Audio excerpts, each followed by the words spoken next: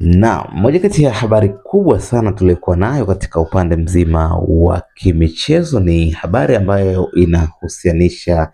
na mshambuliaji wa klabu ya soka ya Yanga ambaye pia ni raia wa Zimbabwe, Prince Dube. Habari hii inaeleza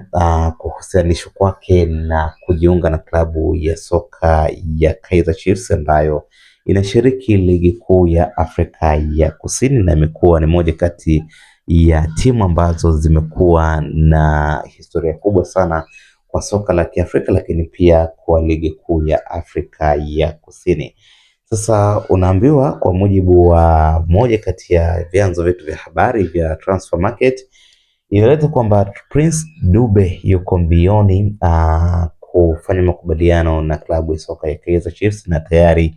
wametuma ofa kwa klabu ya soka ya Yanga takriban euro 200,000 kwa ajili ya kuinasa saini ya mshambuliaji huyo ambaye kwa sasa amekuwa ni mwiba kwelikweli. Kwa takriban michezo kadhaa ya karibuni amekuwa ni man of the match, lakini pia amekuwa akideliver kile ambacho wananchi kwa muda mrefu sana wamekuwa wakitarajia kutoka kwake. Sasa imekuwa ni mapema sana klabu hiyo kupokea ofa nono kabisa kutoka kwa majiant hao wa soka la South Africa. Inaelezwa kwamba ofa hiyo na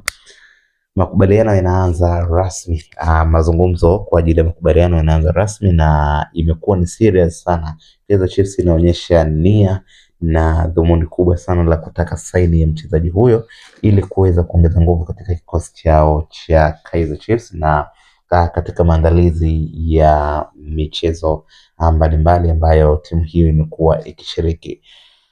Sasa tunaambiwa kwamba uongozi wa Young Africans umeanza pia kukaa na mchezaji wao Prince Dube kujaribu kuangalia pengine kama kunakuwa na uwezekano wa kuweza kumruhusu ama pengine kutakuwa na umuhimu kuendelea kusalia katika kikosi cha Dar es Salaam Young Africans ili kuweza kutengeneza ubora zaidi katika kikosi hiko, lakini pia pengine kutengeneza njia kubwa zaidi hapo baadaye. Kwa hiyo Young Africans kama ilivyo kawaida yao kwa mchezaji wowote ambaye amekuwa akihitajika na timu nyingine, wamekuwa ni watu ambao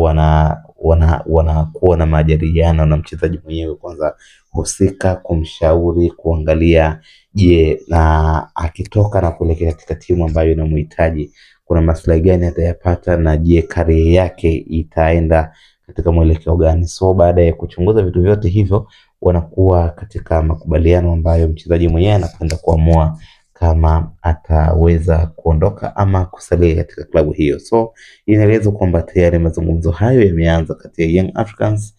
dhidi ya Prince Dube na muda wote pengine majibu yatatoka kama Prince Dube ataenda Kaizer Chiefs ama atasalia ndani ya viunga vya Jangwani. Tusubiri kwa hamu kusubiri kuona kile ambacho kinakwenda kutimia, na sisi tutakuletea hapa majawabu ya kile ambacho kimetokea kwa Prince Dube.